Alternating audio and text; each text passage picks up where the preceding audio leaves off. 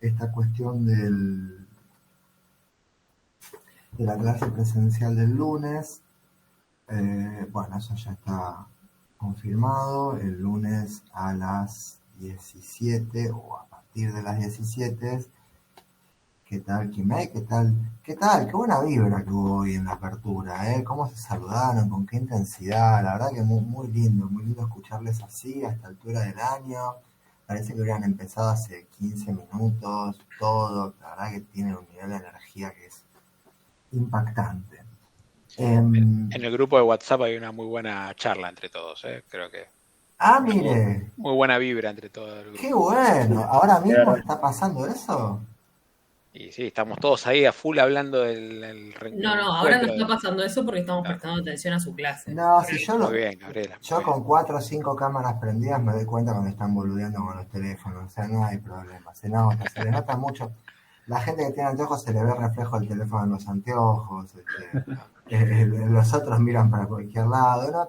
Miren, chiques, somos seres que estamos ya hechos a la, como dijo, multitasking. Tuvimos uno que dijo multicasting en algún momento. No sé si recuerdan eso. Bueno, no importa. Estamos hechos a esa, ¿no? División de nuestra subjetividad en varios.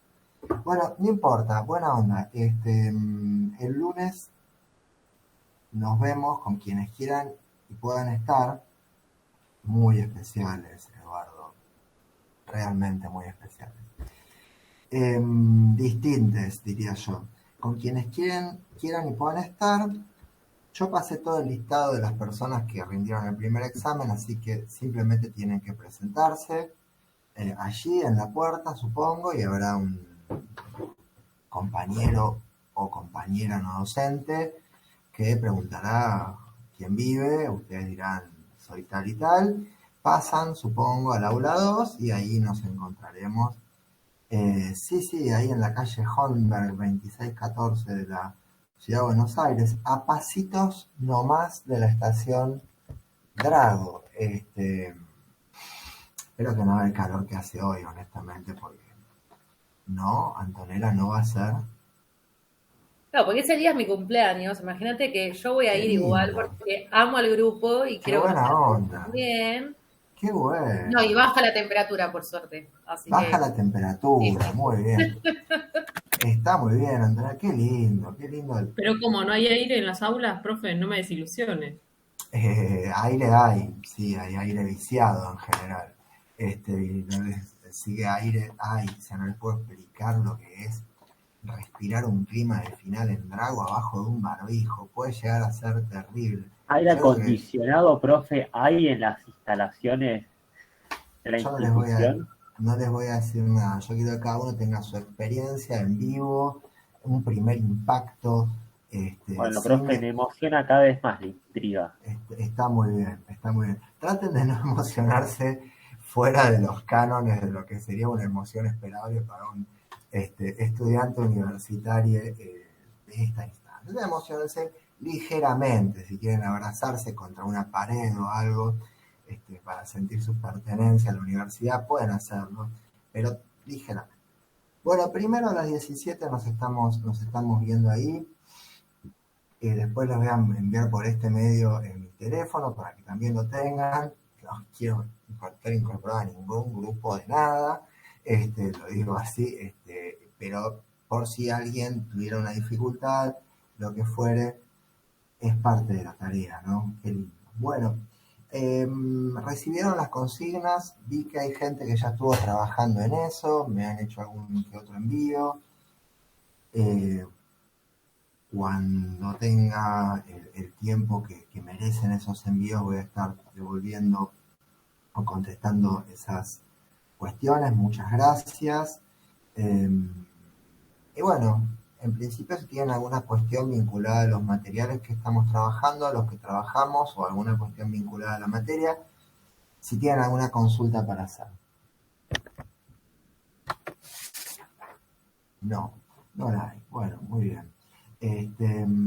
Entonces, vamos a continuar con lo que nos tocaba hoy y la clase del sábado Y eso es esto que aparece en el programa o en el campus como la reconstrucción democrática en Argentina, ¿no? La restauración democrática del año 1983. Bueno, y para eso trabajar con el texto de Hugo Quiroga, que se llama efectivamente La reconstrucción de la democracia argentina, y con la ficha de Lobato y Suriano, el punto 7 de esa ficha a partir de la página 71. Entonces, en ese sentido, bueno, situar, y quizás resulte útil, ciertas coordenadas, quizás resulte útil, quiero decir, producir esa separación que se realiza allí en el Atlas de Historia Argentina y que traza 3 o 4 ejes principales: política, economía y sociedad. Eso puede llegar a ser de utilidad para ordenar el material, siempre teniendo en cuenta que, bueno, es un artificio con fines didácticos y o pedagógicos. En ese sentido, nuevamente, y separando esos ejes, bueno, considerar una idea que tiene que ver con, ya yendo al texto de Quiroga, esta idea de reconstrucción de la democracia plantea allí, pero cuando uno se pone a leer la letra del texto, más bien podría decir quizás, en realidad, construcción de un sistema democrático estable, ¿no? Una de las tareas principales del presidente Alfonsín al asumir la presidencia en 1983 es la construcción de una democracia que pueda tener o que pudiera tener en ese momento cierta continuidad institucional, a diferencia de lo que había ocurrido durante todo el siglo XX en Argentina hasta ese año 1983. Entonces esa va a ser una de las tareas principales y eventualmente, sin duda, el legado principal de la presidencia de Raúl Alfonsín, el legado principal de ese primer periodo constitucional que se abre en el año 83, tiene que ver con el hecho de haber logrado comenzar o iniciar la consolidación de procesos democráticos y constitucionales en Argentina en un marco donde nada de eso podía darse de ninguna manera por sentado. El contexto es absolutamente hostil, y el contexto es hostil por algo que plantea Quiroga, que es muy interesante, que es conceptual en un punto y que tiene que ver con esta negociación o enfrentamiento que el presidente Alfonsín va a llevar adelante con una serie de corporaciones que representaban y representan, podríamos decir, intereses diversos en el marco de una sociedad cuya representación, y esto habida cuenta de la falta de procesos democráticos institucionalmente conducidos, se daba o se producía o se vehiculizaba a través de esas corporaciones. ¿A qué me refiero específicamente? Bueno, a ciertos organismos que portaban la representación de grupos sociales en el marco de un sistema de partidos que no funcionaba. Concretamente, Fuerzas Armadas, sindicatos, Iglesia Católica. Es decir, en el marco de un sistema democrático que no funcionaba, acuciado y hackeado por esto que Quiroga llama el pretorianismo o el tutelaje de las Fuerzas Armadas, los grupos empresarios, militares, eclesiásticos y sindicales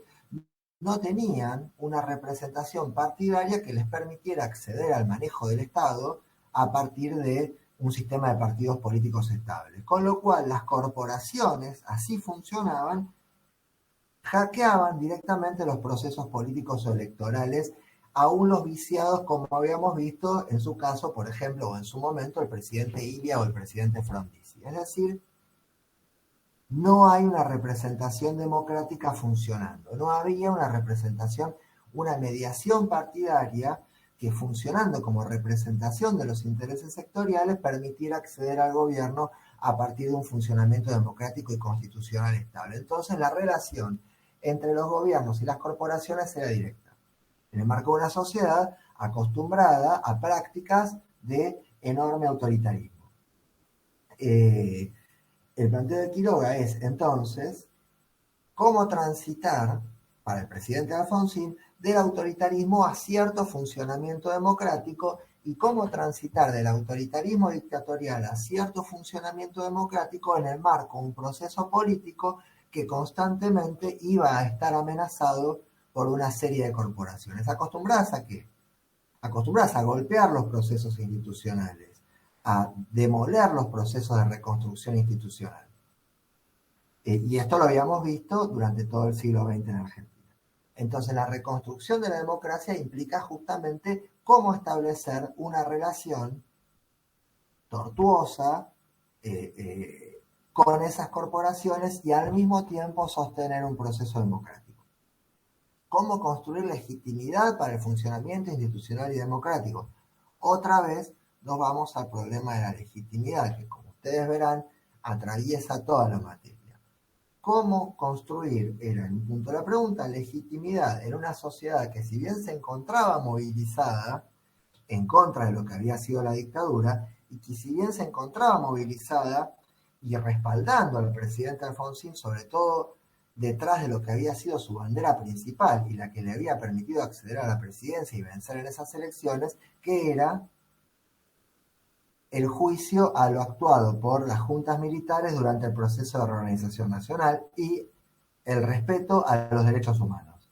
Entonces, ¿cómo construir legitimidad en una sociedad movilizada o a partir de una sociedad movilizada con corporaciones, fundamentalmente la corporación militar, que iban a estar hackeando constantemente ese proceso democrático y en el marco de un proceso económico cuyos condicionamientos heredados de la dictadura tuvieron que ver con lo que habíamos planteado las dos clases anteriores, fundamentalmente con dos situaciones principales. Una, la concentración de la economía o tres o cuatro, digo dos y después se me va ocurriendo más, pero digamos principalmente un proceso económico hackeado por la concentración de la economía nacional en manos de 5 o 6 grupos empresarios, el endeudamiento externo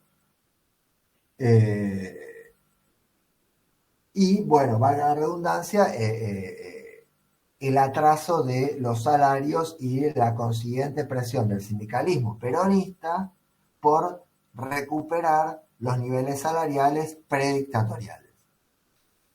E insisto, estas corporaciones, sin estar entrenadas, acostumbradas, aclimatadas a resolver las diferencias en el marco de procesos institucionales, vaga el recordatorio, racionales legales. Todo lo que era la racionalidad legal de los estados modernos, de acuerdo a lo que nosotros planteamos al comienzo de la materia, fue y había sido severamente afectada por la dictadura y se trataba un poco de reconstruir, regenerar y articular otra vez una sociedad donde esos reflejos funcionaran de manera duradera y a la vez legítima. Es decir, que se pudiera obtener obediencia a través de procesos legales. Y en ese punto y en ese contexto, legales y racionales, no era un tema para nada menor el de someter a las juntas que habían conducido el proceso de reorganización nacional a juicios en tribunales civiles y con todas las garantías que la ley consideraba para personas en su situación. Entonces, imagínense lo que representaba para una sociedad pasar de campos de concentración clandestinos con ejecuciones completamente fuera de toda legalidad a juicios civiles con tribunales ordinarios que con instrumentos legales juzgaran la represión ilegal. Era un cambio, como los cambios que hay en la Argentina habitualmente, un giro copernicano, un giro de 180 grados, ¿no? Era modificar absolutamente la manera de relacionarse de una sociedad con los derechos humanos, con los derechos de las personas que se sientan frente a un tribunal. Y por tomar un primer tema dentro de lo que fue el gobierno del presidente Alfonsín, la reacción de las Fuerzas Armadas, que además, ¿cómo iban a ser juzgadas? El proceso de vuelta a la democracia fue lento. ¿En qué sentido? Sheila, si pudieras abrir el micrófono y abrir un poco más la pregunta, porque es interesante. No sé en qué sentido, pero esto como que lo siento que en la secundaria lo estudiamos muy... De repente, no sé, vino Alfonsín y la vuelta a la democracia y me imaginaba como que todo volvió a la normalidad, como lo conocemos hoy en día, de un día para el otro, y ahora nada, te escucho hablar y siento que pasaron un montón de cosas y no sé si llevó muchos años en volver a la normalidad, entre comillas, por ejemplo, en la que estamos ahora. O no sé si me expliqué bien. Sí, no, está bien, pero cuando te preguntaba en qué sentido... sí, Fran, dame un segundo, dame un segundito, por favor, que atiendo lo que decía Gilda, y quería mencionar una frase, en la página 92 del texto de Quiroga, y por esto responde un poco a tu pregunta. Cuando yo preguntaba en qué sentido un retorno a la democracia, si se dio de un día para el otro o no, lo que quería decir era lo siguiente: que en términos electorales comenzó a haber un funcionamiento, es decir, había elecciones, se eligió presidente, se eligió un parlamento, y eso comenzó a funcionar. Ahora, en términos de lo que podríamos llamar incorporación simbólica de la sociedad, de un marco de funcionamiento democrático, más allá del electoralismo, es decir, que nuestras prácticas cotidianas tengan un sentido democrático, justamente eso implicaría una discusión sobre qué sería eso. Ese es un proceso mucho más lento. Uno podría pensar instituciones en Argentina cuyo funcionamiento difícilmente podríamos caracterizar o significar como democrático, ¿no? Como dice el texto de Quiroga en la página 92, y esto yo creo que responde un poco a tu pregunta, en el segundo párrafo dice: la democracia nunca será un régimen acabado, logrado. Se construye y reconstruye de manera permanente. Prevalece así un movimiento de reconstrucciones parciales. La democracia no puede ser más que una realidad inacabada. Entonces yo creo que eso contesta un poco tu pregunta, Gilda. Es un proceso de construcción permanente. El primer paso en el inicio de la construcción de ese proceso es este frágil gobierno de 1983. Pero es un proceso abierto hoy día. Lo veo hoy a Joel y pienso en el proceso que está atravesando Chile, profundamente contradictorio hoy en día, donde hay un candidato de extrema derecha que crece en las encuestas y que posiblemente pueda ser presidente de Chile o no, en el marco de un proceso democrático, y por otro lado hay una reforma constitucional cuyos alcances no se terminan de definir claramente, y entonces es un proceso que siempre implica profundas contradicciones, profundísimas contradicciones. Bueno, Argentina atravesó y atraviesa ese proceso. Entonces, sí, claro, Martín, ahora vamos a ir, digo, en una sociedad que tenía normalizados los golpes de Estado. O sea, va a haber toda una serie de planteos militares y de amenazas de golpe al presidente Alfonsín, y ya vamos a ver básicamente por qué motivo. Entonces, no, Gilda, fue un proceso que, si bien se abrió en el 83, es, por eso me gusta esta parte del texto de Quiroga, un proceso muy tortuoso, contradictorio, con avances y retrocesos. Ahora, lo que a mí sí me gustaría decir, y esto es a título creo que no solo personal, sino también institucional, digo, Universidad de Buenos Aires, es que cualquier proceso o cualquier evento histórico que se produce en el marco de un funcionamiento democrático es preferible a un proceso vinculado a una dictadura, a la privación de derechos, al no respeto a los derechos humanos, etcétera, etcétera, ¿no? Entonces, digo, todo lo que pasó del 83 en adelante, con todas las contradicciones que tiene, y aún dentro de los terribles que fueron ciertos procesos y ciertos eventos puntuales, al producirse en el marco de un contexto democrático, siempre tenemos que considerar que forma parte de un avance social. Por eso, digo, el legado principal de la presidencia de Alfonsín tiene que ver con sentar las bases de un proceso democrático duradero, que aún en el marco de muchísimas crisis como las que atravesó Argentina, pienso en 1989, pienso 2001, etcétera, se produjo dentro de un marco institucional y de un marco de respeto en general a las condiciones más básicas de los derechos humanos. Después, por supuesto, siempre hubo cuestiones y habrá muy, muy censurables, pero la continuidad democrática es algo que creo que hay que reivindicar siempre. Sí, Fran, adelante, ibas a decir algo. Sí, me ponía a pensar lo que decía Gilda acerca de cómo la secundaria nos daban una cierta cantidad de información respecto a estos procesos históricos y lo poco inacabado que era para nosotros, es decir, apenas podíamos comprender la complejidad que suponían uno de los hechos y que a mí me estaba como muy llamativo esta intervención militar que se fue sosteniendo a lo largo de los años en nuestro país y que, como usted decía al principio de la clase, en lugar de reconstrucción de la democracia es como empezar a construir un sistema democrático. Eso es como pensar de que, bueno, en un periodo donde pudimos tener acceso nosotros como ciudadanos, tener voz dentro del marco político, no hubo, digamos, como una estabilidad quizás lo suficiente como para ser considerado democracia, tal cual como nosotros pensamos que es. Eso está llamativo. Es recién a partir de 1983, pero ahí, es decir, es algo que como usted dijo recién, se va construyendo y tiene sus contradicciones.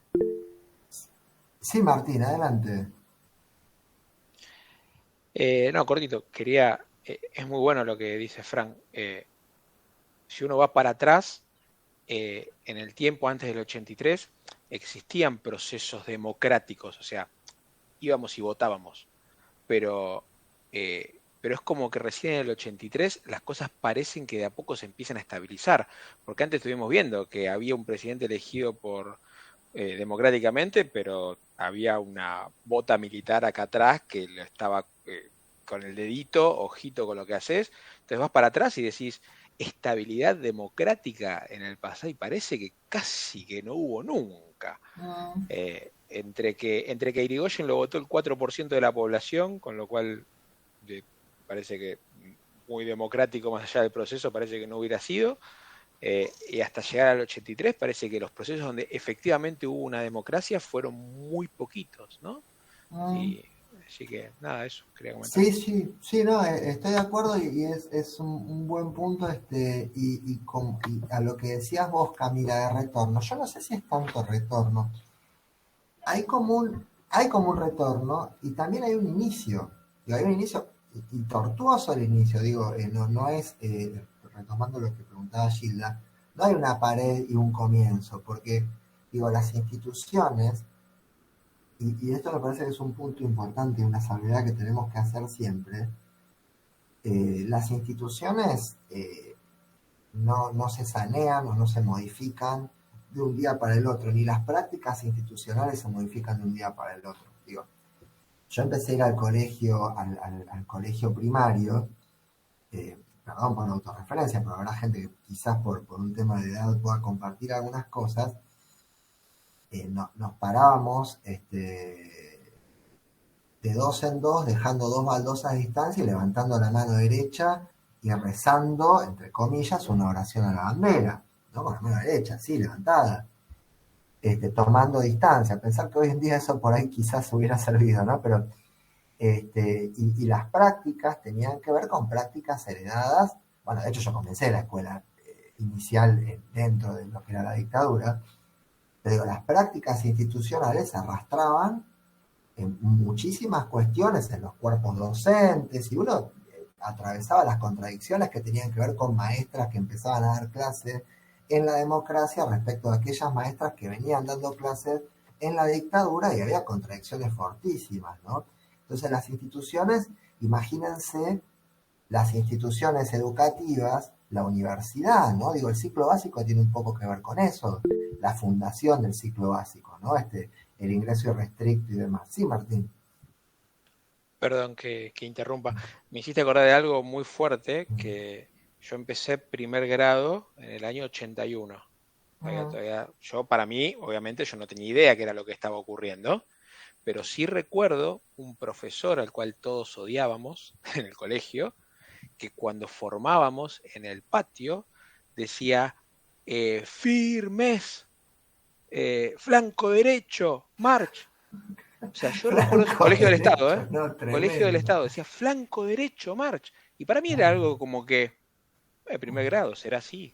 O sea, ¿Cómo funciona? claro, yo no tenía idea. Y un colegio de Estado, y me acuerdo de eso. Y hoy en día, claro, de grande dije, increíble lo que Claro. estaba viviendo, no me daba cuenta. Claro, sí, creo que con Eduardo somos de la misma generación, me parece, ¿no? Atravesamos circunstancias temporales parecidas. Pero quiero decir, evidentemente, imagínense si eso es en el sistema educativo, imagínense las fuerzas de seguridad, ¿no? Imagínense las fuerzas de seguridad del Estado que venían comprometidas de actuar en la dictadura. Y ese va a ser justamente uno de los problemas principales del gobierno de Alfonsín. ¿De qué se trataba juzgar lo actuado por la dictadura? ¿Hasta qué nivel de las Fuerzas Armadas había que juzgar lo actuado por la dictadura? Porque los que estaban en las mesas de tortura no eran generales, ¿no? Sí, Antonella. Hola, profe, perdón. No, quería comentar, bueno, hoy fui a la ESMA otra vez, llegué hace un ratito, y justo como que cada vez que voy, no sé, como que me pega de una manera más profunda, ¿no? Como que cada vez hay más cosas por descubrir, lamentablemente, ¿no? Y no, y hoy hablábamos mucho de esto de la cantidad, o sea, que fue tan macabro el plan y tan planificado, tan armado, también con la cantidad de gente, no de secuestrados, sino parte, digamos, de los milicos que pasaban, muchos, constantemente, lo hacían cambiando, los mandaban de Mar del Plata para acá, o sea, como que también parte del plan del silencio y de la complicidad, creo que estuvo bien armado en ese sentido. No sé si se entiende, porque a la hora de juzgar, ¿no? Por ejemplo, Sí, obviamente, sí. bueno, con todo esto lo de Alfonsín, con las leyes, todo eso, pero ¿qué onda con toda esta gente que pasaba y se iba? La frase Callaron. la frase que se usaba era así, Antonella, todos tienen que meter los dedos acá. Sí, bueno, eso hablaban hoy. Y Es otra la cosa, frase que perdón, usaba. una cosa que me choqueó mucho hoy, porque no nos dejaron pasar por varios lados por tema COVID, pero fuimos a los sótanos. Y cuando yo fui la otra vez, no me había dado cuenta que ellos le pusieron a la parte del sótano, que era donde los torturaban, Avenida La Felicidad. O sea, más hijos de puta todavía. Sí, es Bueno, nada, quería como comentar eso, más que nada también de la cantidad de esto, de lo que vos decías, de todos tienen que poner los dedos acá y eso. exactamente. Digo, en términos, digo, y esto nos lleva de lleno a uno de los temas principales del retorno, construcción, reconstrucción, camino democrático en Argentina, que es qué hacer con las Fuerzas Armadas. Pero retomando esto que decía Antonella, es cierto, o sea, una de las cuestiones planificadas dentro de lo que había sido el terrorismo de Estado tenía que ver con el hecho consciente y voluntario de involucrar a, ¿cómo decirlo?, todo el staff de las Fuerzas Armadas dentro de la represión ilegal. O sea, dentro del terrorismo de Estado. Todos tenían que meter los dedos, esa era la frase que usaba. Vos quedás pegado acá. Si no estás acá, estás contra nosotros y sos también eventualmente víctima de esta situación. Lo cual no quita para que haya habido algunas personas vinculadas a las Fuerzas Armadas que hayan denunciado eso y que de hecho hayan formado parte de organismos de derechos humanos. Ya en los 70, por ejemplo, el Centro de Estudios Legales y Sociales, etc. Pero entonces una de las preguntas va a ser, una de las preguntas fue, claro, pero ¿hasta dónde juzgar? ¿A quiénes se puede juzgar? ¿A quiénes hay que juzgar? Y cuando los tribunales civiles comienzan a avanzar y comienzan a juzgar rangos medios de las Fuerzas Armadas, comienzan a producirse reacciones contra el gobierno de Alfonsín, esto que se llamaban los carapintadas. estos militares que salían a realizar amenazas y levantamientos militares contra el gobierno de Alfonsín. Amenazas de golpe de Estado, ¿no? La investigación de la CONADE, o sea, de la comisión que investiga las violaciones a los derechos humanos durante la dictadura, genera una reacción violentísima en las Fuerzas Armadas, porque comienzan a darse cuenta que a partir de esa investigación y que a partir de lo trabajado por esa comisión que investiga la desaparición de personas, casi la totalidad de las Fuerzas Armadas queda en tela de juicio o queda en condiciones de ser sentada en el banquillo de los acusados. No solamente los jefes de las juntas militares. Y eso produce, en el marco de la extensión cada vez mayor de la posibilidad de abrir juicios contra el terrorismo de Estado, una reacción muy violenta de las Fuerzas Armadas y amenazas de golpe de Estado contra el presidente Alfonsín. Lo cual, en el contexto de esa sociedad, Argentina 1985-1986, formaba parte de un paisaje habitual. Y en democracia siguen actuando como patotas, siguen actuando como sectores que tienen mucha posibilidad de intimidar, no solo de las Fuerzas Armadas, sino también desde las policías provinciales, de la policía de la provincia de Buenos Aires, etcétera, etcétera. Ese es un tema fundamental del gobierno de Alfonsín. Y es un tema que va a llevar al presidente Alfonsín a proponer dos leyes que van a ser más adelante conocidas como leyes del perdón, que son el punto final y la obediencia de vida, y que van a ser leídas por la sociedad que había acompañado masivamente al presidente Alfonsín, retomando, que por otra parte había asumido la presidencia o había hecho campaña hacia la presidencia denunciando al candidato peronista como un candidato que venía a garantizar un pacto de impunidad con las Fuerzas Armadas, y el presidente Alfonsín hace campaña durante el año 83 denunciando que el candidato peronista garantizaba la impunidad de las Fuerzas Armadas, que había un pacto con las Fuerzas Armadas. Entonces Alfonsín asume la presidencia, la gente cantaba "Somos la vida, somos la paz", con el tema de los derechos humanos como una promesa de campaña muy fuerte. O sea, avanzar con la política de derechos humanos genera una reacción fortísima de la corporación militar y una serie de amenazas de golpe de Estado, y la promoción de estas dos leyes que en términos sociales se leen como una claudicación del gobierno alfonsinista. O sea, en términos sociales, esas dos leyes de punto final y de obediencia de vida, que no voy a nombrar de qué se trataba cada una de ellas, y que son de finales del año 86 y de mediados del año 87, se leen como una claudicación, se leen como un retroceso frente a la corporación militar. Y de alguna manera probablemente lo hayan sido ahora, en términos de las posibilidades concretas de actuación del presidente Alfonsín. ¿Cabía la chance de hacer otra cosa? ¿Cabía la chance de avanzar contra la corporación militar más allá de lo, a mi criterio, mucho que se había hecho? Bueno, dejo la pregunta abierta. ¿Las posibilidades reales de avanzar más allá existían? ¿O sí, claro, Eduardo, y sobre todo los sectores más perseguidos por la dictadura, los sectores estudiantiles, los sectores obreros, los trabajadores, la militancia sindical? Sí, adelante, Martín.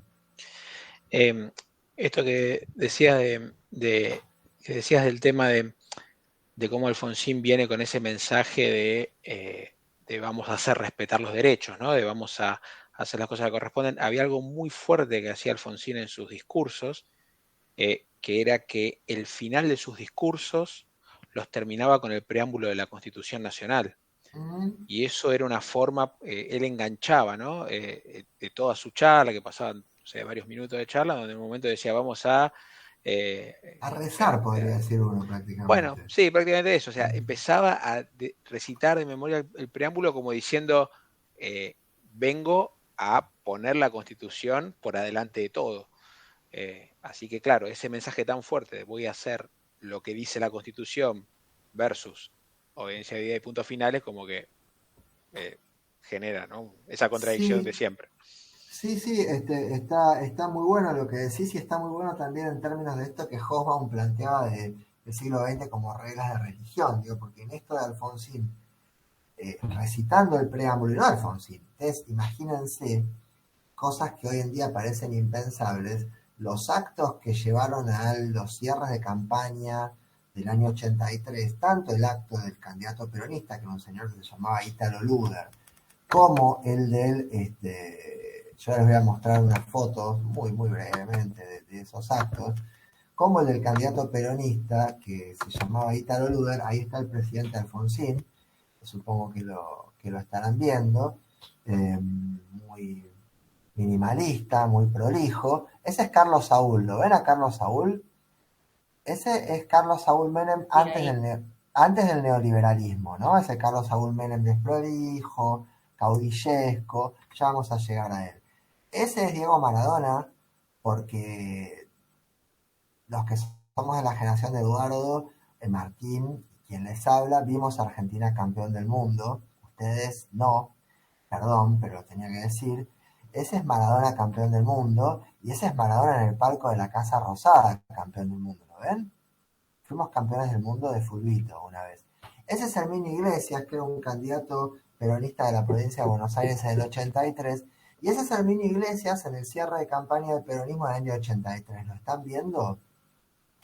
Alguien que diga yes. Sí, profe. Sí, Genial. sí. Bueno, ese es Herminio Iglesias prendiendo fuego un cajón, un féretro. Le digo cajón porque a la historia pasó como la quema del cajón de Herminio Iglesias.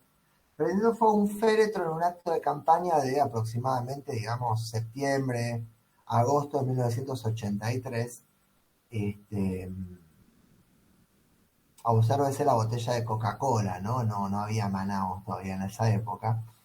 Y hay quien dice que esa exaltación de la violencia que realizó el peronismo en su cierre de campaña en 1983 colaboró y muy fuertemente para el triunfo del presidente Alfonsín, ¿no? Que se exhibía como un candidato moderno, civilizado, legalista, que iba a poner a la Argentina en el camino de una socialdemocracia que reconstruyera la democracia, ¿no? Valga la redundancia. Este es Carlos Saúl. Compárense las dos fotos de Carlos Saúl. Una, ¿lo ven? Ese es Carlos Saúl antes del neoliberalismo. Y este es Carlos Saúl neoliberal. Es el quinto Stone. ¿Lo están viendo? Sí. Es claramente el quinto Stone. Y Histórica. les muestro, impresionante, es más Stone que los Rollins, loco, el chabón. Les muestro, imagínense que Jagger está ahí atrás, parece que estuviera vendiendo un chocolate arriba de un tren. El micrófono claramente lo tiene que tener Carlos Saúl en esa foto. Y esta es una que a mí me gusta y que la pongo acá, que es la momia peleando contra el androide, pero ustedes no tienen idea de lo que se trata. Qué belleza. Increíble. Qué belleza. Creo que ganó la momia esa pelea. No saben de qué le estoy hablando, pero no importa. Titanes en el ring. Titanes en el ring, muy bien, Gabriela. Se les cayó el documento. Ahí Una cosa muy fuerte, creo, de los cierres de campaña del 83, fue que, si no me equivoco, tanto el cierre de campaña se hizo del radicalismo y del peronismo, se hizo en la 9 de julio, y fue 1 millón de personas a cada acto. Y había uno de los actos fue mirando hacia, no me acuerdo quién miraba hacia el norte y quién miraba hacia el sur, la verdad que eso no me acuerdo, pero era como que uno habían hecho el acto para un lado y el otro se habían hecho el acto para el otro, como mostrando que eran dos polos opuestos políticos, pero 2 actos de 1 millón de personas cada uno, cosa que hoy en día es casi un sueño para cualquier político, ¿no? Un sueño o una pesadilla. Una pesadilla. La gente movilizada es más una pesadilla que un sueño. Pero digo, por eso les decía, cosas hoy día impensables. 2 actos, como decía Martín, donde se movilizaron en uno y en otro acto más de 1 millón de personas, ¿no? Digo, esa era la sociedad, y esto lo plantea el texto de Quiroga, esa era la sociedad movilizada a favor del retorno de la democracia, a favor de la reconstrucción de la democracia. ¿Por qué?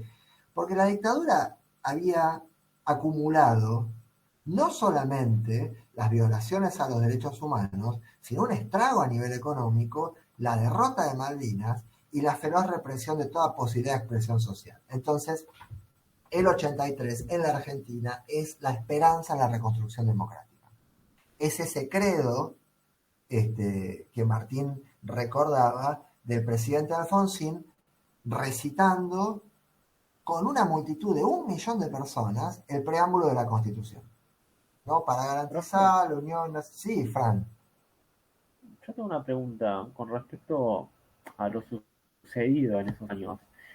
Con todo lo que venimos viendo y ya con nuestras posturas asentadas, ¿qué argumentos hay a favor de lo que acometieron los militares? Es decir, ¿quién podría llegar a erimir algo en favor de ellos? ¿Qué se puede decir en ese sentido? Es que como que me interesaría saber, cuando una persona tiene una postura de ese estilo, ¿qué piensa? ¿Por qué piensa de ese modo? Es una buena pregunta. Yo creo que no nos daría una clase para hablar de eso, pero me parece que es sumamente interesante. La pregunta me está dirigida, es al grupo. Está dirigida a usted, pero ¿por qué no al grupo también? ¿Alguien tiene algo para decir a eso? Igual, Fran, esa es una pregunta para anotarla, pensarla y después comentarla. De volea es difícil, realmente lo digo. Yo tengo algunas cosas que pienso, pero me gustaría saber si alguien más quiere decir algo sobre cómo puede ser o qué puede argumentar alguien a favor de nada, un gobierno como ese. Hoy día, ¿no? Tu pregunta se refiere a hoy en día. Claro, sí. Yo lo único que tengo para decirte, Fran, es que hay mucha gente que el día de hoy repite discursos y ni siquiera sabe o se interesa en leer y estudiar la historia, y por eso es importante la memoria y el estudiar. Después te paso igual un par de conocidos míos que por ahí tienen, no son amigos, pero son conocidos que por ahí sostienen esto, como para que debatamos entre nosotros y esta gente. Pero hay mucha gente que hasta el día de hoy dicen que vuelva a los milicos. Quizás tenés por ahí también del otro lado familiares de los militares, yo conozco bastantes también que te pueden llegar a decir algunas cosas. Pero para mí es la desinformación y el repetir discursos. Eso es. Es muy posible. Kimei dice algo más o menos en el mismo sentido. Bueno, pero es una pregunta interesante. Sí, yo entiendo así muy rápidamente y así por arriba, en principio eso, la construcción de ese vacío histórico en términos de memoria.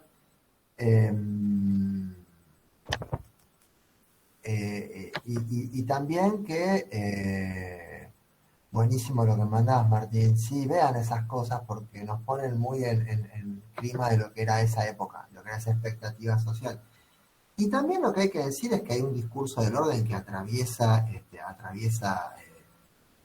los procesos históricos, ¿no? Cierto discurso de lo que sería el orden, cierto discurso de lo que sería la representación de intereses económicos muy claramente marcados y muy claramente pautados y que tienen que ver con los sectores beneficiarios de la dictadura y sus voceros oficiosos, digo, porque hoy en día es muy difícil en términos de lo políticamente correcto reivindicar a la dictadura. Son satélites de una ultraderecha bastante perdida quienes pueden reivindicar abiertamente a la dictadura, pero que a la vez funcionan quizás también como arietes de otros grupos que tienen otro tipo de posibilidades, pero que lo que reivindican cuando reivindican a la dictadura, ahí voy, Gabriela, es quizás más que la actuación vinculada a lo que es la violación de los derechos humanos, el discurso del orden como orden económico. O sea, digo, lo que hay es una reivindicación que se vincula más a eso y que viene embosada en cierto discurso del orden. Me parece que hay alternativas maximalistas que vienen y que se plantean como extremos de una posición política y que marcan una línea ultra de ciertos discursos a la que después se puede dejar caer para conservar lo que interesa conservar. No sé si pude transmitir lo que quería decir. O sea, no, nosotros no somos eso. Nosotros no reivindicamos la dictadura. Pero nos sirve que alguien reivindique la dictadura como un bloque histórico absoluto, porque de lo que se empieza a hablar es de cierto proyecto económico aperturista, vinculado al endeudamiento, etcétera, ¿no? Entonces nosotros no reivindicamos eso, pero bueno, fíjense, ¿no? Sí, Gabriela, adelante. Sí, más o menos en la línea de lo que usted menciona, no con sus palabras sofisticadas que utiliza, Perdón, pero no me soy quedé sofisticado, no pensando, seas mala. me quedé pensando en que, salvando las distancias en distintos modelos políticos, porque es muy típico del argentino decir, no sé, que vuelvan el peronismo o con Perón, las épocas doradas de Perón, salvando totalmente la distancia cuando se habla de, bueno, esto con los militares no pasaba, es como una construcción popular de algo simplista, de algo que tiene que suceder rápido y algo que no va a pasar. O sea, estamos añorando algo que no va a volver, ni para lo bueno ni para lo malo. Entonces es querer eso, Está ya, en el bueno lo que momento, alguien que decís. nos salve. Está bueno lo que decís. Ahora habría que pensar, digo, qué sucede que para algunas personas los años dorados son la dictadura. Y porque justamente estaban del otro No, lado, o sea, no digo, la padecían. O sea, cada uno cuenta, o sea, su historia como la habrá vivido y cómo ni siquiera la habrán vivido. O sea, porque yo he conocido gente de mi edad que reivindica a los militares y decís, ¿vos qué sabés? ustedes tienen, perdón, ustedes tienen un estómago a prueba de balas que yo a esta altura de mi vida carezco. Sí, me imagino. Yo cuento una anécdota de Chile muy rápidamente. Una vez estaba en un pueblo hermoso que alguna vez en su vida vayan. Por ahí ya se los nombré. Es un lugar que se llama Maicolpué. Maicolpué creo que ni aparece en Google Maps. Es más, Joel no sé si lo conocerá, no lo debe conocer. Maicolpué está de Osorno. Osorno es una ciudad del sur de Chile que, hablando a grosso modo, está enfrente de Villa Langostura. Por ejemplo, cerca donde está el volcán Puyehue. Yo, perdón, le digo en súper porteño, le digo Puyehue, pero los lugareños le dicen Puyehue, que es totalmente distinto a cómo lo pronuncian. Que es el que tiró un montón de cenizas hace unos años. Bueno.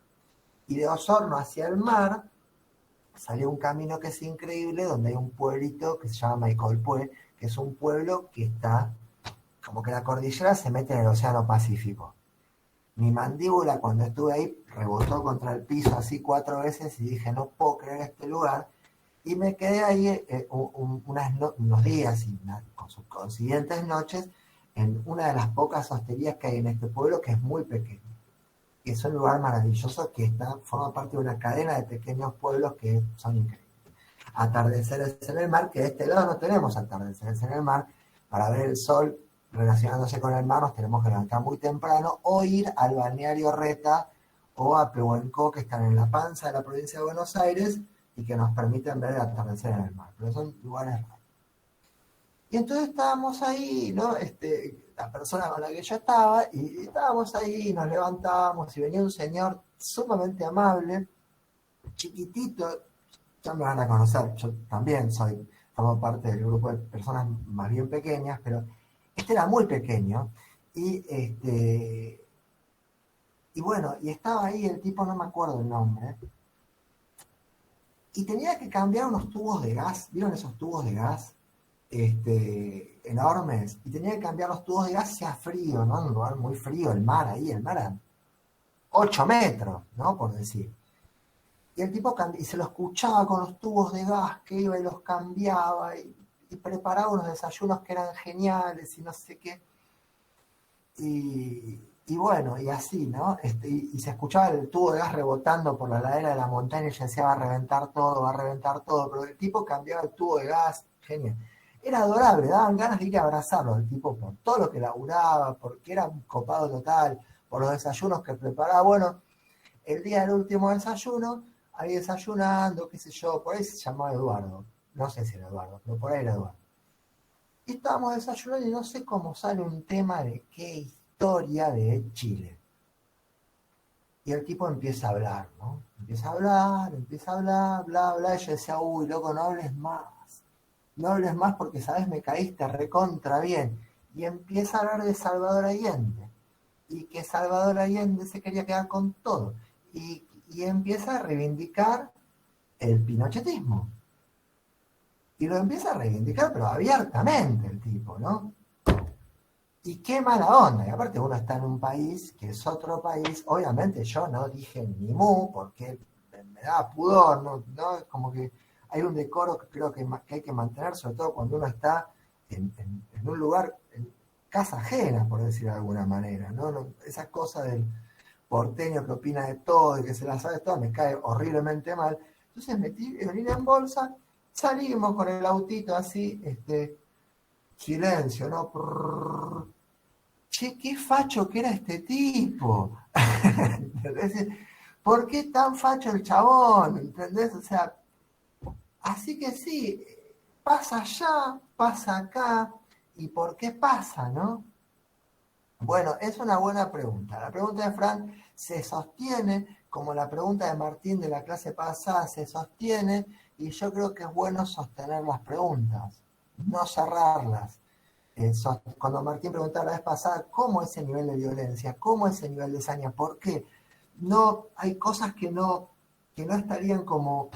No, me parece que es bueno sostener las preguntas. ¿Por qué pasan eso? ¿Por qué hay gente que reivindica algunas cosas? Tenemos líneas de respuesta a la ignorancia, ciertos medios que empujan algunos intereses agazapados detrás de oscuras reivindicaciones, la emergencia de las nuevas derechas en Latinoamérica, son temas que hacen a la materia.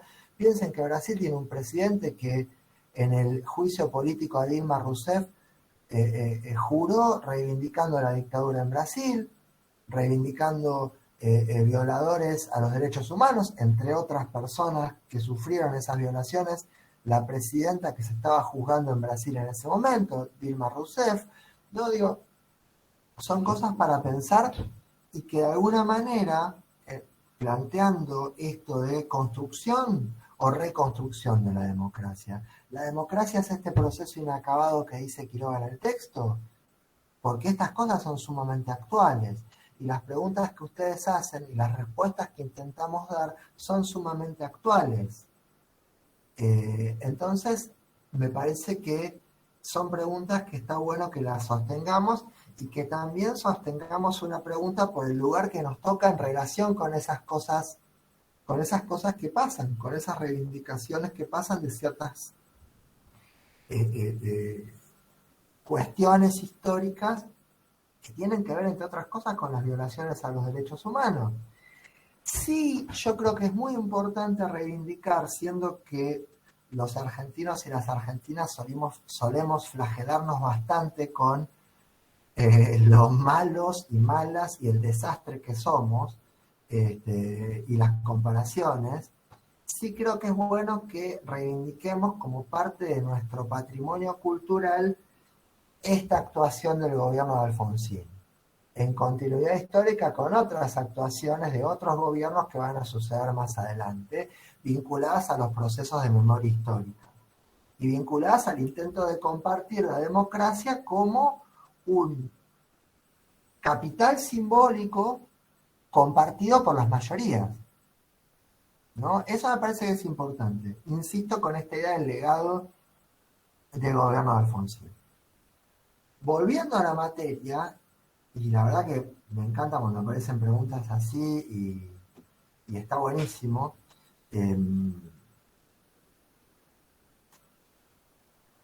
La posibilidad concreta e histórica del presidente Alfonsín en esos 80s, en los cuales se encontraba amenazado por la corporación militar, va a llevar a estas dos leyes. El punto final es la obediencia de vida. Grosso modo y rápidamente, el punto final es una ley que lo que venía a decir en ese momento era que podían abrirse causas vinculadas a las violaciones a los derechos humanos hasta el mes de enero de 1987. Que no se iban a aceptar causas más allá de esa fecha. O sea, que todo lo que se podía presentar como causas vinculadas a las violaciones a los derechos humanos tenía que entrar en las mesas de entrada de los tribunales hasta diciembre o finales del año 86. Y la ley de obediencia a vida, que es de mediados del año 87, es inclusive, si se quiere, si se puede decir, más claudicante y más dramática en términos de, ya que hay mucha gente que creo, ya no me acuerdo, que cursa psicología dentro de este colectivo en el que formamos parte, o del que formamos parte, ya el colectivo a esta altura está pero detonadísimo, no tiene nafta, no tiene nada, apenas si va a llegar a destino, pero dentro de este colectivo en el cual nos preguntamos por la subjetividad, la ley de obediencia de vida venía a decir que órdenes son órdenes y que si alguien dentro de una estructura jerárquica te ordenaba que torturaras a una persona, vos lo tenías que hacer. Y si te ordenaban que robaras un bebé, no, porque esas cosas no entraron dentro de estas dos leyes. Pero la obediencia de vida venía a decir eso, ¿sí? Órdenes superiores y hasta cierto rango podían juzgarse al escalafón de las Fuerzas Armadas, lo cual venía justamente a garantizar la impunidad de estos sectores que habían realizado esa movilización de lo que se conoció como Semana Santa en su momento, encabezados por militares carapintadas que habían construido cierta legitimidad al interior de las Fuerzas Armadas y con cierta parte de la sociedad por su participación en la Guerra de Malvinas. Aldo Rico, Mohamed Ali Zaineldin, una serie de coroneles golpistas que, amenazando al gobierno de Alfonsín con un golpe de Estado, logran extraerle en ese contexto de fragilidad, que ya también es económica para el gobierno de Alfonsín, esas dos leyes, que se conocen como leyes del perdón. Se conocieron como leyes del perdón y se conocen como leyes del perdón. Otra vez, otra pregunta. ¿Podía hacer otra cosa Alfonsín? ¿Pudo haber hecho otra cosa? ¿Forma parte de sus posibilidades de la realpolitik la sanción de estas leyes? Bueno, sí que hay una pérdida muy fuerte de apoyos sociales para el presidente Alfonsín, vinculada por un lado a la crisis económica creciente y a esto que se lee como una claudicación. ¿Sí? Es una claudicación. No cumpliste con tus promesas de campaña. Insisto, en el resto de Latinoamérica la cuestión militar estaba a la orden del día, ¿no? Pero bueno, estas leyes van a ser derogadas mucho tiempo más adelante, se van a atravesar los años 90 en el contexto de aplicación de estas leyes, y recién después de todas las crisis del año 2001 y la asunción del gobierno de Néstor Kirchner, recordamos hoy uno de los días más extraordinarios de mi existencia personal, y creo que la de cada quien, que es el 27 de octubre del año 2010, creo. El día de la muerte de Néstor Kirchner, que coincidía con un censo de la ciudad vacía, la gente censando, y de golpe se murió Néstor Kirchner, y todas sensaciones muy extrañas. Ustedes eran muy chicas, seguramente estaban, algunos no, otros sí, algunos menos chicas que otros ya personas adultas, y dijimos, uy, qué quilombo que es este país, siempre pensamos. Pero bueno, durante el gobierno de Néstor Kirchner, esas leyes se van a derogar y se van a retomar juicios vinculados a crímenes de lesa humanidad que habían sido abandonados en virtud, no, si nos envían en Suiza, dijo alguien, y uno realmente dice, ¿en serio? ¿De verdad estás diciendo eso? Qué rara que es la gente. Sobre todo cuando tenés a cargo un ministerio, ¿no? Pero bueno, en fin, continuando con el texto de Hugo Quiroga que planteo, el texto se divide en dos partes. La primera parte aborda el gobierno de Alfonsín, la segunda parte aborda el gobierno de Menem. Nosotros estamos en la primera de las partes de ese texto. La lucha con las corporaciones, el enfrentamiento del gobierno de Alfonsín contra las corporaciones. Bueno, en ese sentido, la corporación militar fundamental. Y este proceso de avances y retrocesos tiene que ver con el hecho de lidiar con la corporación militar, que se presenta como una amenaza para el frágil orden constitucional que el presidente Alfonsín intenta restaurar a través de su liderazgo y a través del acompañamiento de la sociedad.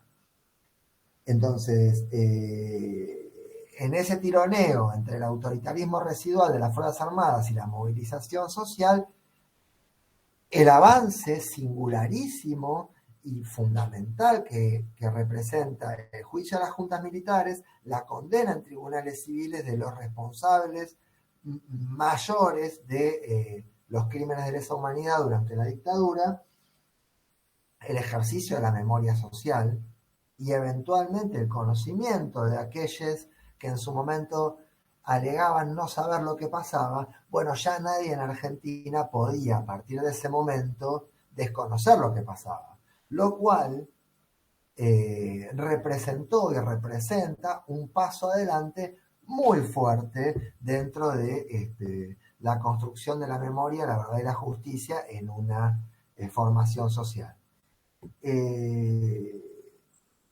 Entonces, uno, corporación es la corporación militar, amenazas de golpe, idas y vueltas, juicios, leyes que garantizan la impunidad a través del punto final de la obediencia de vida, malestar y desazón de ciertos sectores sociales. ¿Qué otra corporación? Los sindicatos. Los sindicatos como corporación identificada además tradicionalmente al peronismo, que van a cantar en esas movilizaciones que traigan al gorila de Alfonsín para que vea. ¿Quieren que la cante como se cantaba, con cantito y todo? No, no lo voy a hacer. Y era muy lindo. Empezaba así. Es parte de la historia. Esperen. Tengo que recordar la canción, ¿cuál era? Que traigan al gorila de Alfonsín, y cantaba, era hermosa la canción. Para que vea que este pueblo no cambia de idea, tiene la bandera de Evita y Perón. Entonces cantaban eso, y cantando eso hicieron 14 paros generales al gobierno de Alfonsín, que como pequeño niño eran paros bastante salvajes, además, eran paros que salía el secretario general de la CGT y decía, bueno, hay paro general. Sí, señor secretario general de la CGT, acá mi pregunta, ¿cuándo hay paro general? A partir de este minuto. Paro general. Entonces vos ibas a la escuela y te encontrabas con que de golpe tenías que volverte de la escuela caminando. Pero como eras un pibe curtido en el alfonsinismo, decías, ok, me la recontrabanco, me vuelvo caminando, no pasa nada, y veías que la gente caminaba porque de golpe se había decidido que había un paro general.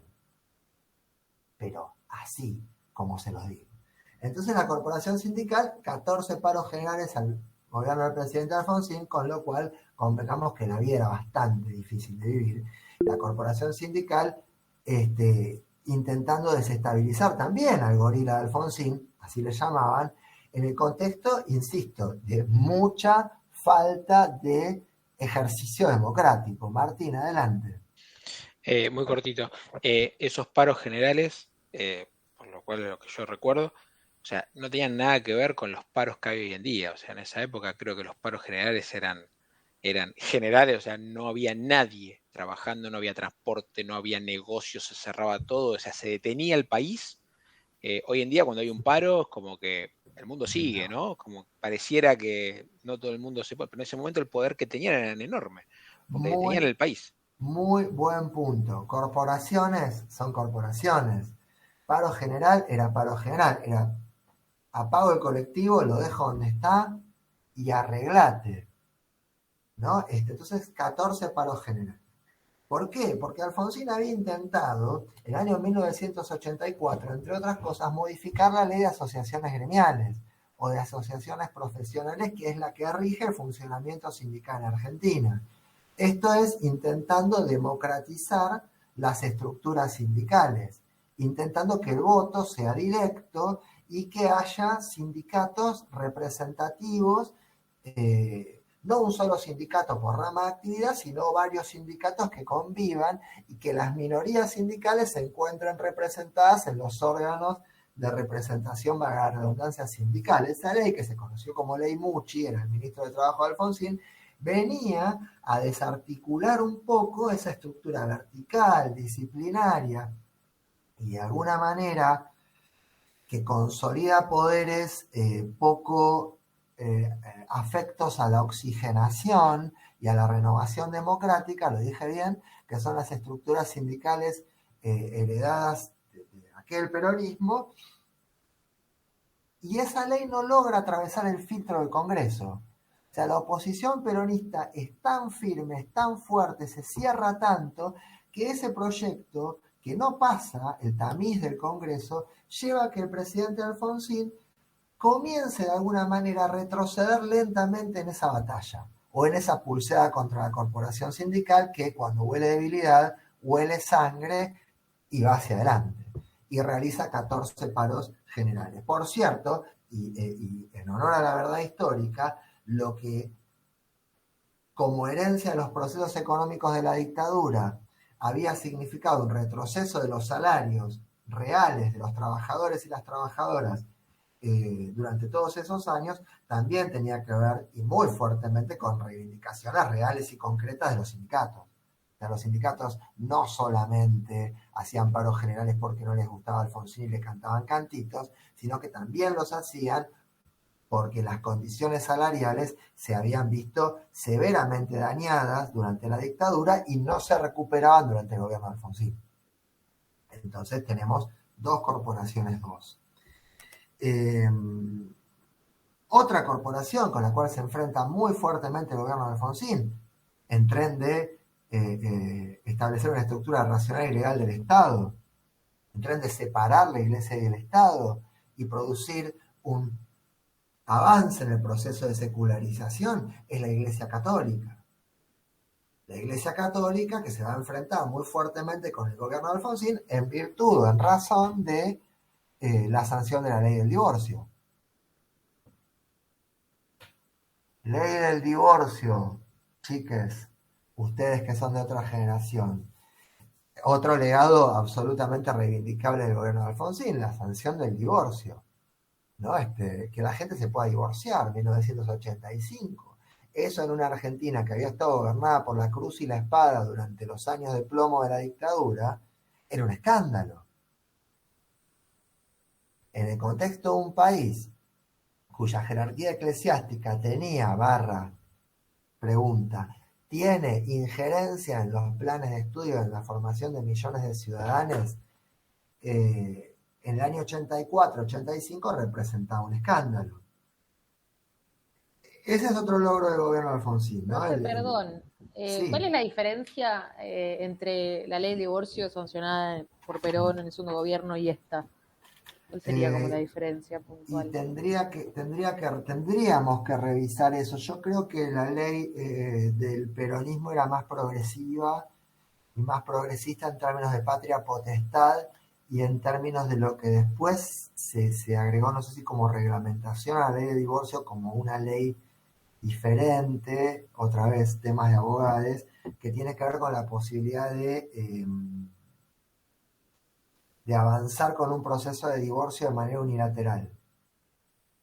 Me parece, creo, si mal no recuerdo, en algún momento leí algo de eso, tendría que refrescarlo, que la ley que había propuesto el peronismo en su momento era más progresiva que esta, que avanzó también como fruto de una negociación con esos factores de poder. Era una ley que, por ejemplo, no permitía el divorcio unilateral, o sea, tenía que contar con la aveniencia del otro cónyuge, y creo que en el caso del adulterio pedía una demostración, habría que revisar eso porque es muy interesante realmente.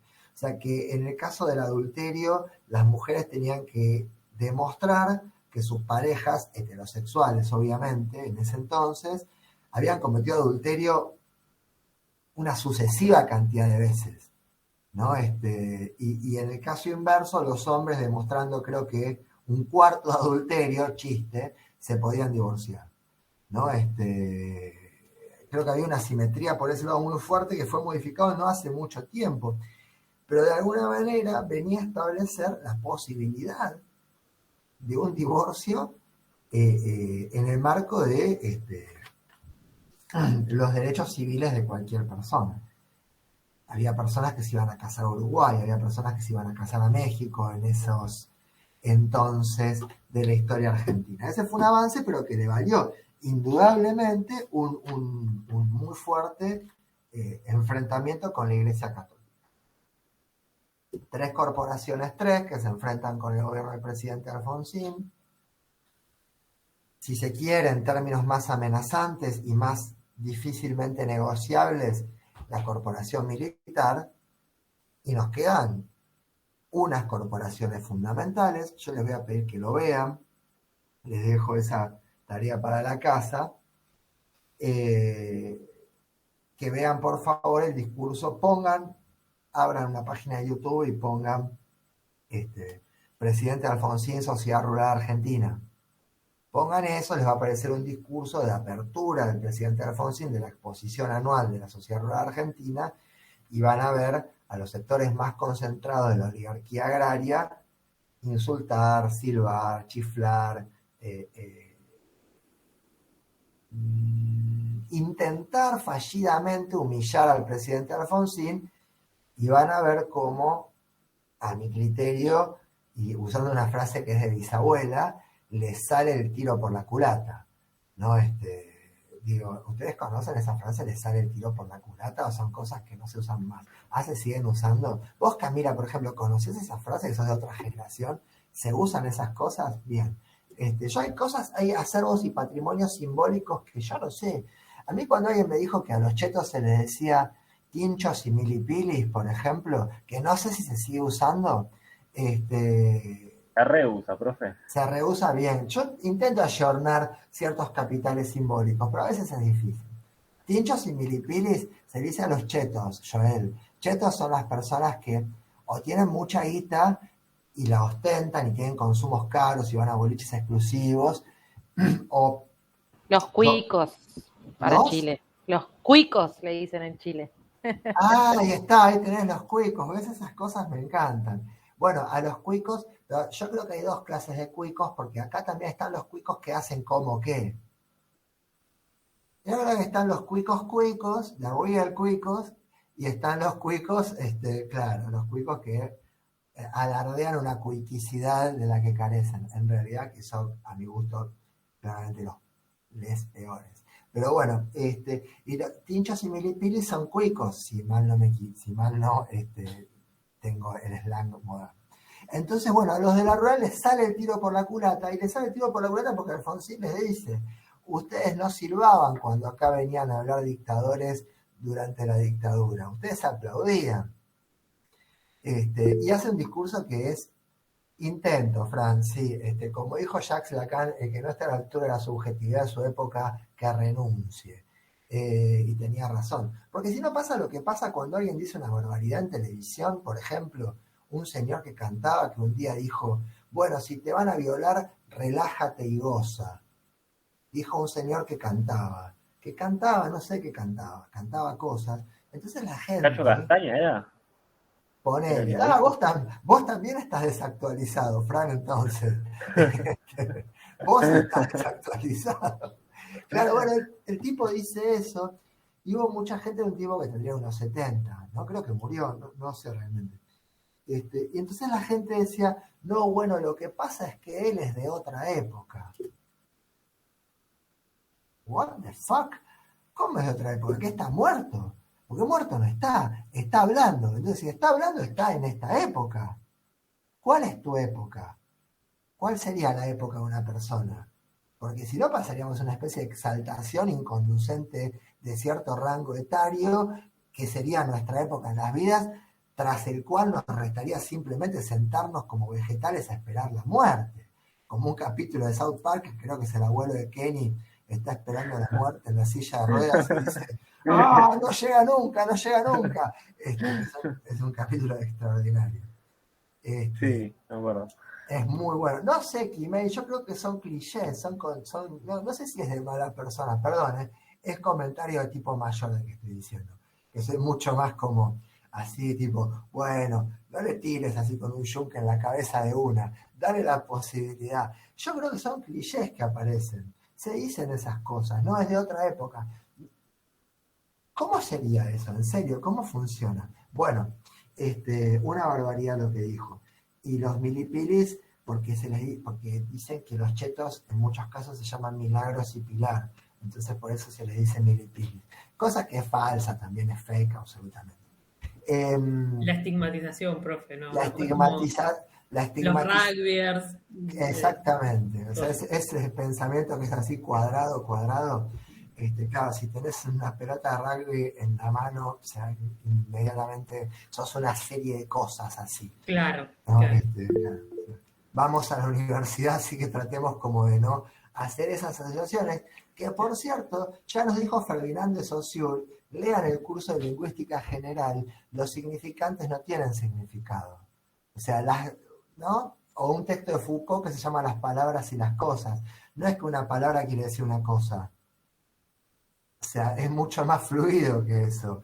Si no, olvídense, ¿no? Te llamás Tincho y tenés una pelota de rugby, quiere decir que sos toda una serie de clichés y de personas. No, la universidad nos debería llevar a pensar un poco más que eso. Sí, Eduardo, adelante. ¿Qué tal, profe? No, no sé si me escuchan ahí. Sí. Perfecto. No, ya que estamos cerrando ya este tramo de la historia, quería comentar que en derechos humanos creo que somos vanguardia, ¿no? Yo lo poco que conozco de países limítrofes personalmente, o lo que veo por las noticias, es que en derechos humanos somos como un ejemplo mundial. Las madres creo que son premiadas en todo el mundo, las abuelas, y como país, ¿no?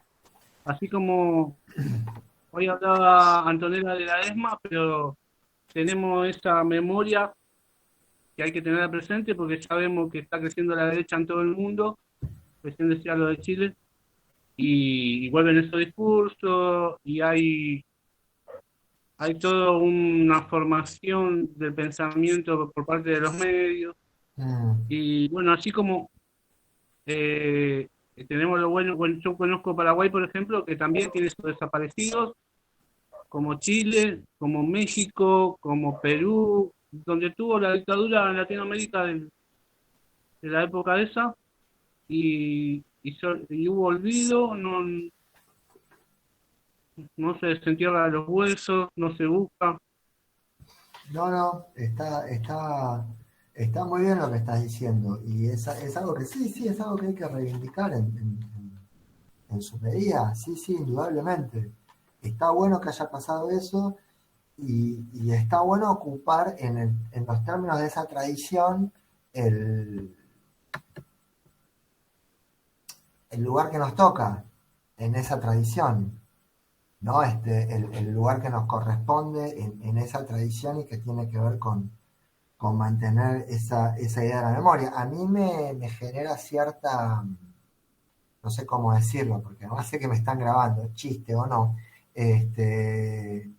me genera cierta inquietud, es difícil acertar las palabras a veces, me genera cierta inquietud, y creo que es una buena palabra inquietud porque lo lleva a uno a moverse un poco, me genera cierta inquietud de escuchar estas cosas que dicen de, bueno, en el colegio pasamos por esta etapa así, sac, o en el colegio pasamos por esta etapa así, puff, como si nada, ¿no?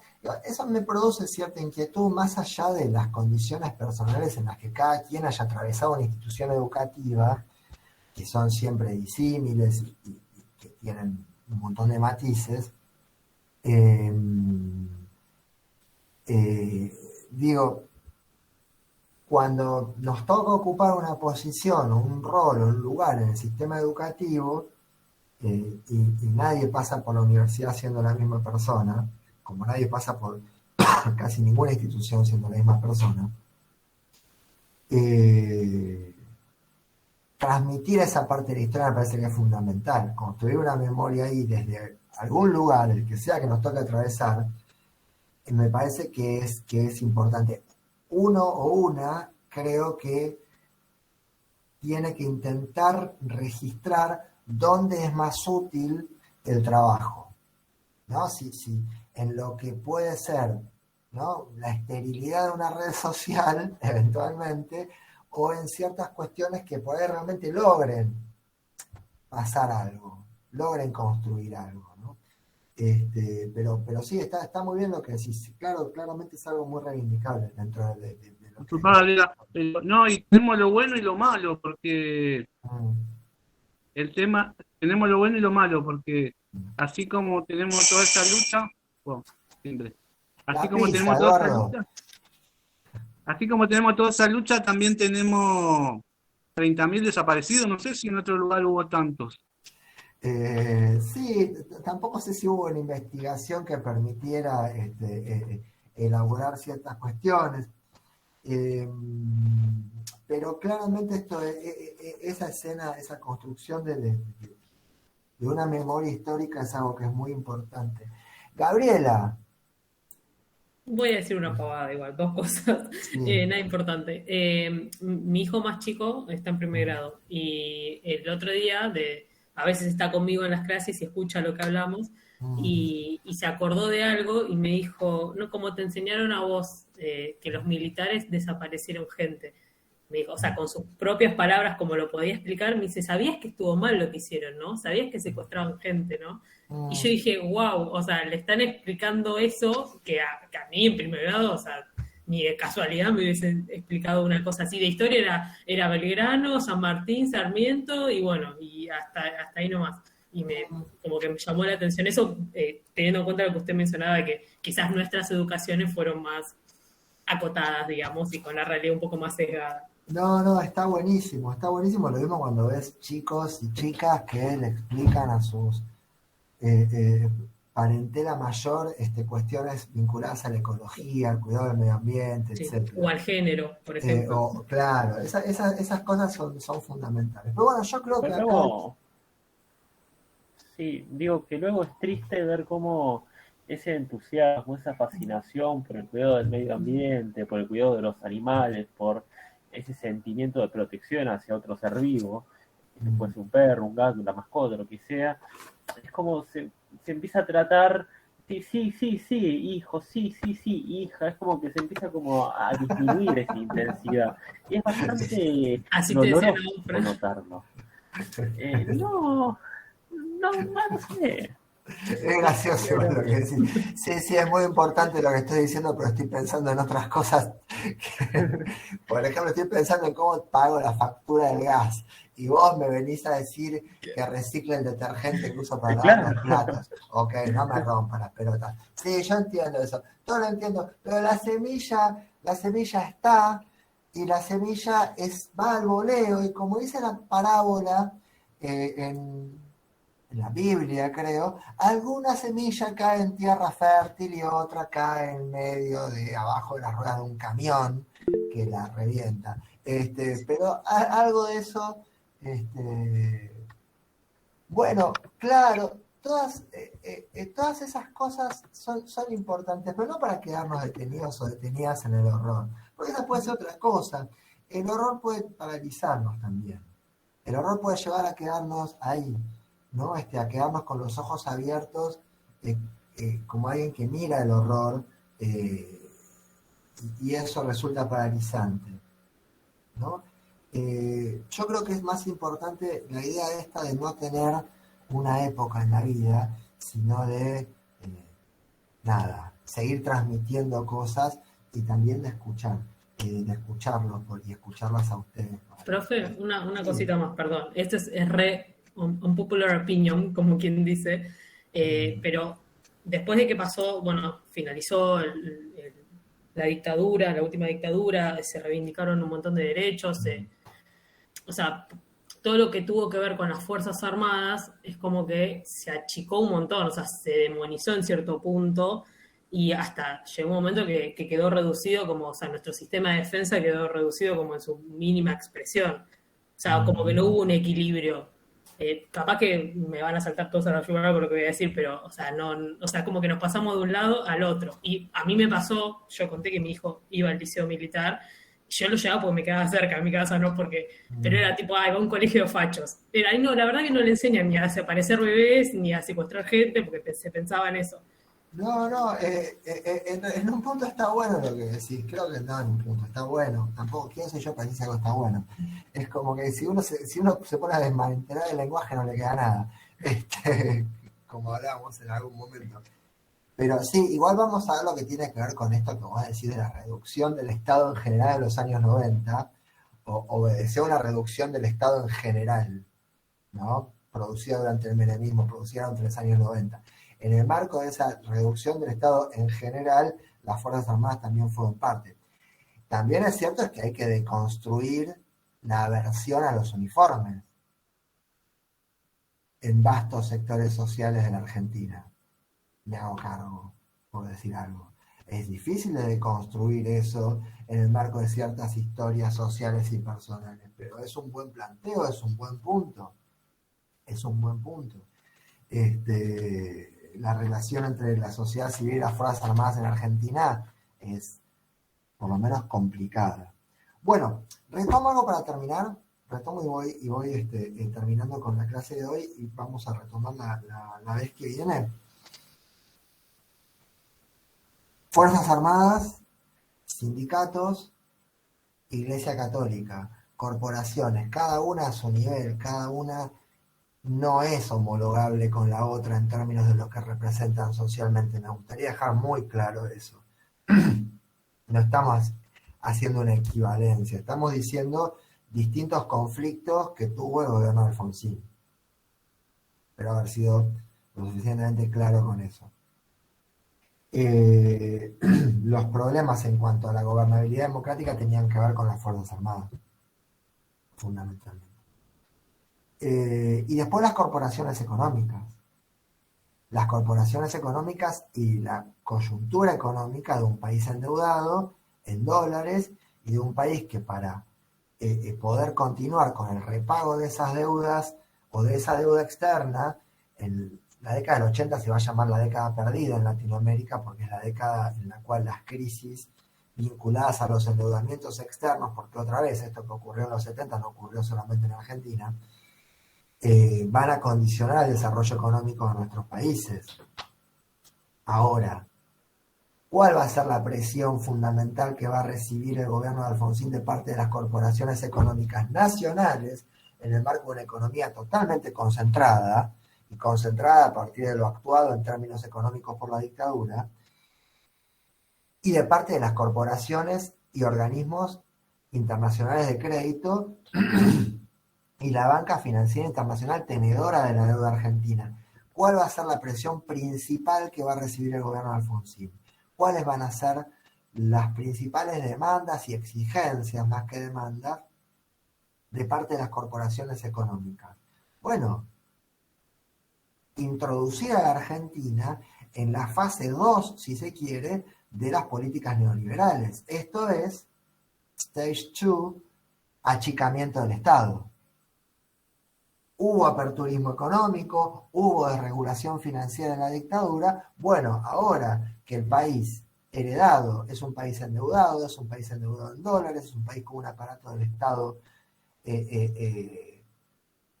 la palabra que me sale, y no es mala, perdón, por un país cuyo Estado está completamente descuajeringado por el desastre que produjo la dictadura en términos de el manejo poco profesional del Estado, en términos de la captura del Estado por parte de las Fuerzas Armadas. Bueno, ahora esos recursos, entregalos al mercado, entregalos a quienes, teniendo papeles de la deuda, pueden condicionar las políticas económicas de un país. Entregalos a quienes a cambio de eso pueden ofrecer el ingreso de dólares al país que permita sostener una economía totalmente dependiente en dólares de la valorización financiera. Entonces, el gobierno de Alfonsín recibe una presión muy fuerte de los grupos económicos nacionales y de los grupos económicos transnacionales por introducir a la Argentina en una segunda etapa del neoliberalismo, es decir, achicar el Estado. Y esa presión es corporativa, es financiera, es mediática y tiene que ver con corporaciones tanto nacionales como transnacionales. Imaginen que el Estado argentino, aún después de la dictadura, seguía poseyendo, es difícil que es conjugar algunos verbos, seguía poseyendo, y aparte que feos que suenan, petróleo, gas, electricidad, transportes, telefonía, aerolíneas, ¿no? Hay todo un capital social que continuaba en manos del Estado y que en el marco de esa dependencia estatal del endeudamiento externo y de los condicionamientos que imponían los grandes grupos económicos locales, se va a comenzar a exigir al gobierno de Alfonsín como moneda de cambio y de gobernabilidad, por ejemplo, ¿en qué? En el mantenimiento de los precios de la canasta básica, que comenzar a desprenderse. Cosa a la cual el presidente Alfonsín no se va a venir, o por lo menos no con la velocidad y con la facilidad con la que se hubiera esperado que se aviniese. O aviniera, se pueden usar las dos, creo. A veces me hago unos quilombos con las conjugaciones de los verbos, y más cuando tengo que hablar tanto. Es terrible, es como que empiezo a errarle a todo. En fin, alguna vez les va a pasar, salvo a quienes den clases sabrán que lo que digo no es mentira. Avanzando un poquito más allá, el gobierno del presidente Menem va a ser el gobierno que en un momento dado se ajuste al pliego de condiciones de esas corporaciones integralmente. O sea, gobierne con el manual de esas corporaciones. O sea, se garantice respaldo político y gobernabilidad a través de, uno, el disciplinamiento de la corporación militar, anticipo desde ya, rápidamente vamos a volver, y ese disciplinamiento se produce, uno, con los indultos a los responsables de los juicios de lesa humanidad, y dos, con el desmantelamiento de las estructuras de las Fuerzas Armadas, esto es lo que decía Gabriela, y con la complicidad de estas corporaciones que se va a producir como entregando el Estado, desguazando el aparato del Estado, entregándolo al completo a las corporaciones económicas. Todo esto que les nombraba antes va a pasar a manos privadas. Petróleo, trenes, energía eléctrica, gas, producción de acero, todo el complejo industrial en manos del Estado y de transporte va a pasar a manos privadas a precio vil, por supuesto. Gabriel, adelante. Me quedé pensando que siempre cuando hablamos de los presidentes, cada uno tiene como una formación o hay como un rum popular del carisma de cada uno y contando todos los desastres que hubo en el gobierno de Menem, como siempre se lo recuerda de una manera risueña, o sea, como tipo un capo, un genio, y bueno, y uno como que se olvida otra vez la memoria y olvidarse de todas estas cosas, que si las listas son terribles. Sí, y también nos lleva a pensar en cómo se construyen esas imágenes.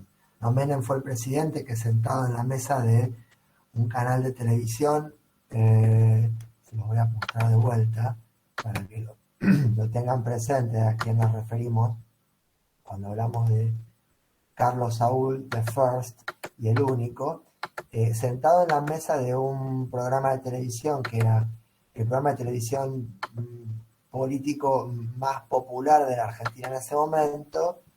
El conductor de ese programa de televisión le dice a ese señor que están viendo en pantalla: pero presidente Menem, yo con las cosas que está haciendo ahora lo veo rubio y de ojos celestes.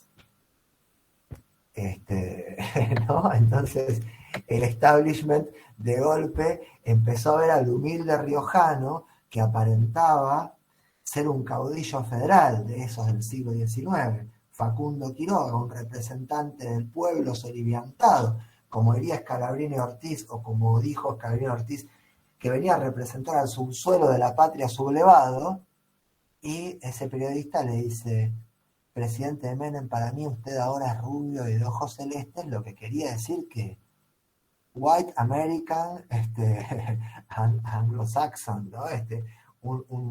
Un tipo confiable, un tipo del establishment, un tipo del sistema, ¿no? Y se construyó a ese Menem que jugaba a la pelota, que jugaba al básquet, que se iba en Ferrari a Pinamar en 1 hora y media. Pinamar, Joel, está a 400 y pico de kilómetros de la ciudad de Buenos Aires, y que alardeaba todo eso, ¿no? Me fui en mi Ferrari a Pinamar y llegué en 1 hora y media, y la gente diciendo: che, qué groso que es, este chabón es recontra piola, se va por la ruta manejando 200 kilómetros por hora. Ah, bueno, el carisma apalancado por cierta prensa que, habiendo pasado a estar en manos privadas, sí, lo del cohete a la estratosfera se los voy a mandar porque no hubo un video como ese, no va a haber un video. Apalancado por cierta prensa que manejaba los medios de comunicación que habían sido entregados por ese mismo presidente al cual ensalzaban, lo alababa de esa manera. Pero a lo que escribía Martín en el chat, y escribió Martín en el chat, sí es difícil de pensar, pero también nos habla de una sociedad que más allá de todo y con todo, de alguna manera en esa construcción tempranamente respalda los procesos democráticos. Aún, ¿no? Como ese seminario de Lacan, que creo que es el seminario 20, que se llama Aún. Aún con todo eso, respaldaba ciertas cuestiones. Sí, Gabriela. Perdón, voy a decir algo más todavía que me van a reputear. Pero si vamos al caso, siempre está como ese tufillo de un gobierno no peronista no puede terminar su mandato. Se rompió, bueno, con la presidencia de Macri, ¿no? Pero era como que hasta último momento era, bueno, no, tiene que renunciar antes, lo tiene que dejar. Después, obviamente, no sucede, pero siempre queda como ese run, ese rumor de ningún gobierno, pero, o sea, si no son gobierno no dejan gobernar y esas cosas. Bueno, enhorabuena que se haya podido sostener más allá de lo que cada uno en términos personales después piense algunas cosas. Algunos peronistas te dirían que el gobierno de Menem no fue peronista, algunos radicales te dirían que el gobierno de la Rúa no fue radical, y así podríamos continuar. Pero bueno, está bueno que, retomando el tema de No, Alfonso, sí, y nombramos a Menem y hay que tocarse el teclado izquierdo. eso está dentro de lo que cada uno considera como parte de sus rituales, ¿no? Así cabalísticos. No, me olvidaba de Menem. Yo Sí. por ejemplo, hablamos de reivindicar la dictadura, pero se reivindica más el menemismo. Hay una clase media que hoy en día lo recuerda a Menem como lo más grande, y no es mi caso porque yo soy de la clase social más baja de todas, y la pasamos muy mal, pero mal.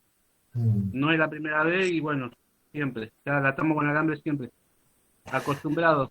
Pero Lo hace hay a una clase balance. media que lo recuerda bien, con el 1-1, con comprarse pincha en Miami, la verdad, y te lo discute y no hay caso. Yo les recomiendo muy, muy fuerte, si no lo nombré hasta ahora, en general, un texto que se llama Los anteojos son de ver de cerca, porque ya después de los 40 te pones los anteojos acá y no ves un carajo y tenés que hacer esto. Es terrible, vos sentís que la vida hace una curva y es como que sos de otra época. Así te sentís como que tu época es otra, pero no, mentira. Entonces no veo de lejos. Hay un texto, un libro que les recomiendo muy fuerte, la lectura, que lo compren, ténganlo. No es que dice, tengo que comprarme ese, y se van a leer los 10 libros en 15 días. Pero lo pueden tener ahí y en un momento dado, cuando pasen sobre algunos temas, dicen, yo tenía ese libro, paf, lo agarré. Entonces se anotan en un cuaderno, empiezan a anotar libros, paf. Bueno, si no escriben más a mano en un teléfono, pero en un cuaderno es mucho más lindo que un teléfono, sobre todo un lindo cuaderno a toda mano, esas cosas son preciosas. La historia de la clase media argentina, de un historiador que se llama Ezequiel Adamowski. La historia de la clase media argentina es un libro fantástico y que un poco habla de lo que decís vos, Eduardo. Pero da cuenta un poco de eso. Da cuenta un poco de por qué hay algo de ese discurso, que sería como la pregunta de Fran, pero aplicada a Menem. ¿Por qué hay quien reivindica el gobierno de Menem? Bueno, vamos a llegar a ver eso. No se abalancen sobre Carlos Saúl.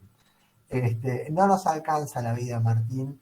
Eso ya lo dijo Borges en algún poema, que es muy triste porque nos trae una idea de la muerte así bastante poderosa, que es, bueno,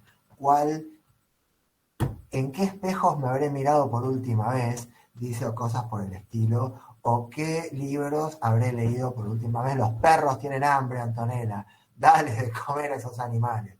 No, quiere bajar a ser pis, pobre, pero bueno, ahora vamos. Pero ya cortito. Sí, los libros, nunca vamos a llegar a leer todos los libros que quisiéramos, pero podemos tenerlos ahí. Este libro es muy bueno, pero da un poco cuenta de por qué se produjo en el menemismo ese efecto respecto a la clase media. Y de la desazón de la clase media, dice Ezequiel Adamowski, seducida y abandonada, con la imagen un poco machirula, reconozco, pero seducida y abandonada por el neoliberalismo, que en el 2001 sale a cantar piquete y cacerola, la lucha es una sola, cuando en el 94 o el 95 estaba contentísima porque se iba a Miami a comprar remeras que decían en letras doradas que Miami, para que todo el mundo viera, estuve en Miami, ¿no? Miren, estuve en Miami, soy regrose, y vos no estuviste, y todas esas cosas de la clase media. Pero esa memoria del menemismo como años dorados tiene un sentido que vamos a intentar desentrañar en las próximas entregas de este curso. Así que bueno, la vez que viene retomamos el gobierno de Alfonsín, terminamos la etapa de la restauración democrática, reconstrucción, construcción.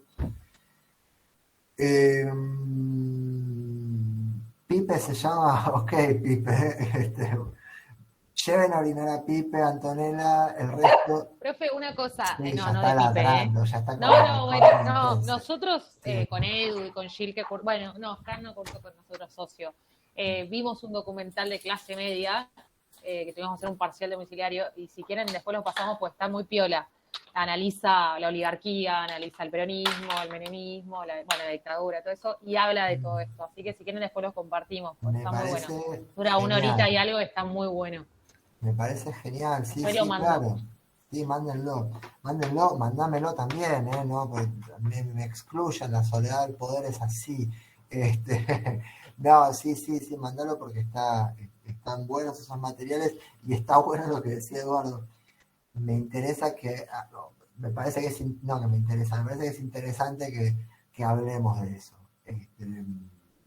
Bueno, gente, nos vemos el sábado, buen provecho. Gracias por todo, profe. Manden preguntas, éxitos, que pasen lindo. Chao, Chau, chau. gracias. Chao. Besos, chau, compa. Chao, gracias a todos.